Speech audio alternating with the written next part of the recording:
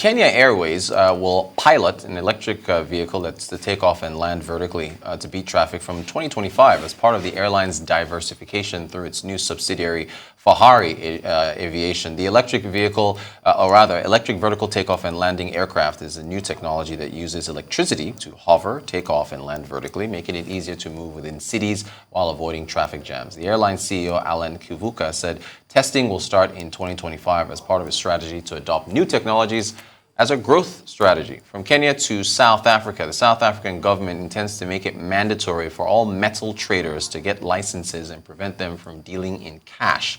This is part of the, quote, war on cable thieves aimed at combating a massive illegal trade in cables and wiring stripped from rail, power, and telecommunications lines. Traders will also be required to conduct due diligence on their customers and track the origins of their products. Question: should resumes or CVs be excluded from review criteria when assessing candidates for jobs? A non-profit company called Health Data Research UK, which was seeking to hire more black women for a data science program, used a questionnaire instead of a resume to choose its applicants. The results was that more female candidates applied than men. In the end, about 62% of their new hires, 30 out of 48 of their interns were women. The organization is now looking to use the same skills-based recruiting to make full-time hires. Joining us to discuss all these headlines, Sanyade Okoli, CEO of Alpha African Advisory. Good morning. Thanks so much for joining us. Good morning. So you're a CEO. I'm not sure if you outsource the hiring, or rather have HR do that, but I'm sure you've come across candidates that you've assessed. So I wanted to ask your thoughts on ditching resumes in favor of more, I guess, other alternatives. What do you think? So to be honest, I don't think it's a case of ditching resumes. Yeah. What I took from the story, and great story, by the way, is a greater emphasis on actual skills rather than just educational and professional pedigree. Because the reality is, yes, you look at the CV and it is an indication that the person might be able to do the job, but not a guarantee. Okay. And with the skills testing, it will give you a clearer view as to how suitable candidates are for the roles you're looking to recruit for. Great. So, what do you make of what the research, this UK, because they ditched the resume, they just swapped it out and they used a questionnaire with specific questions, and that's how, well, what do you make of what they did? I think it's interesting, and it's interesting to see the findings. I was surprised to see that more women applied, and I'd love to understand the psychology of that. Right, but it clearly tells you something. And the truth is, with the focus on, where you've been to school and your grades and where you've worked, it does mean that a lot of people feel discriminated against right from the onset. And I can see how they just would not apply if they think that these boxes they're trying to check. But it's going to be interesting to see how it plays out. I think something like that is more suitable to certain types of roles than others. Okay, gotcha. So, part of what they were trying to do was increase, diversity in their ranks. What are your thoughts on how to do that? So, I guess if you're looking at other ideas to increase diversity amongst staff, for instance. So, there's a lot of emphasis on diversity, but we also need to be talking more about inclusion. Right. Because it's one thing getting the people in, but what are we doing to ensure we grow them and we retain them? This new system that they are trying out is essentially trying to address some of the biases that we feel are inherent in a lot of recruitment processes.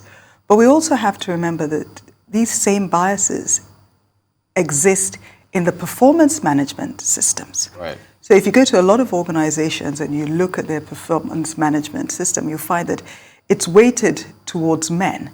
It majors on skills that men more readily demonstrate. But that is not to say that the skills that women more readily exhibit is adding less value. It's just that for so long we've been trained to think and behave in a certain way. So I think it's taking the time to identify what the underlying issues are, what value we're actually trying to get from whatever we're doing, and ensuring we're developing solutions to those issues. Great stuff. Does that start at the employment level, can this start from curriculums and school and so on? How early, how far back does that go? Funnily enough, as I was reading that piece, I thought, for a lot of parents, we place so much emphasis on trying to get our children to the right schools, Right. etc. But what this told me was just getting a good education in a great place is not enough. Right. We need to ensure that our children are developing the necessary skills, hard skills and soft skills. So yes, you're right. That probably means that more. We need to look at a lot of the curricula again. Right. Thank you for that. To South Africa, I wanted to ask what you think of the war on cable thieves. Well, I have to admit, I was blown away when I learnt the actual cost of what seems like petty thievery to the economy. So I'll give you a few statistics. For organizations, Telkom, Eskom, a freight rail company and another rail organization, those four said annually it's costing them about $500 million.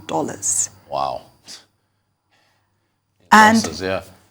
taking it further, they realized that the economic impact was about $12 billion annually.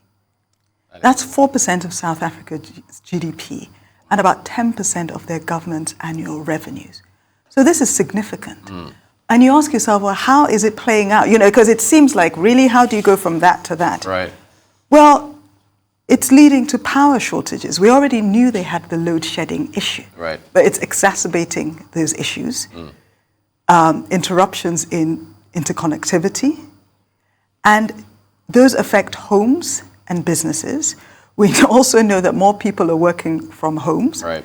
So it's having that knock-on effect. And basic things like traffic lights, causing greater traffic congestion. Electricity, street lights, Right. security risks. So when you begin to quantify the impact it is having, I'm not surprised they're waging this war. What they've also found is that you're having more organized criminals get into it. And you can see why, right? Because when you look at the size, I shall not use the word opportunity, the size of what's at play. Right. You can see how it's attracting those, and it's also being perpetrated sometimes by the employees of these companies. So there's some collusion. This Day newspaper here in Nigeria had an article on oil theft in Nigeria. I think they estimated at about 29, still sticking on this cable thieves story with South Africa, that $29 billion has been lost, estimated, it could be more, over the last 6 years in Nigeria. So considering how important oil is to us, and you think Nigeria should be declaring its own war on oil vandalism? We absolutely know that Nigeria should be declaring its own war, but there's a word that you used just a short while ago, collusion. Yeah, right. So that's big. Enough said.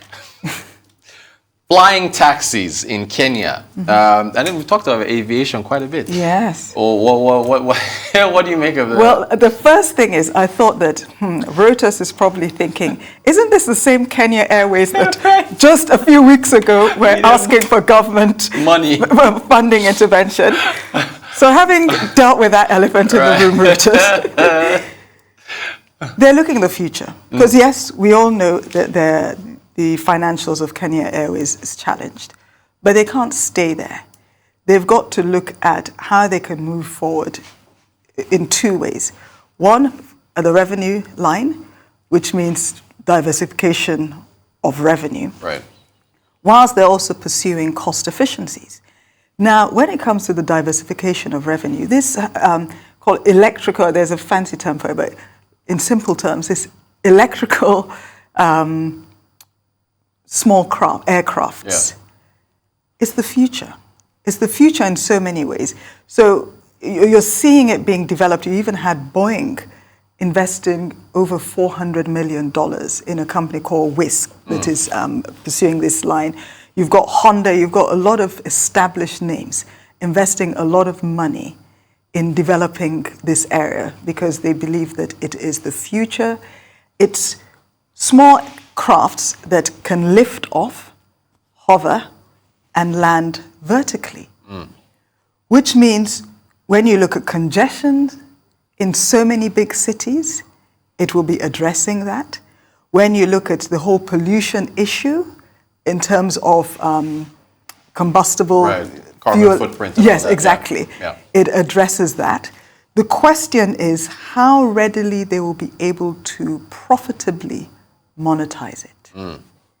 But then that's a question for a lot of other companies and not just Kenya Airways. Very quickly, what about a cynical response where we don't, power supply? These are electric vehicles. Would you buy into that cynicism, or can we address our power issues while also creating flying electric vehicle aircraft? I think it's a case of, to be able to use this electrical aircraft, you do need a certain level of infrastructure in place. Power is one. Even the telecoms infrastructure, because a lot of them are going to be pilotless, so self-flying vehicles, which means you need the Internet of Things and all that stuff going on. But thankfully, we've just had these 5G licenses paid for. MTN and Mafab, right? Yes, so one of which anyway, I won't say more than that. Right. So yes, you do need enabling infrastructure. Sanyade Okoli, CEO, Alpha African Advisory. Always a pleasure having you. Thank you so much for joining us.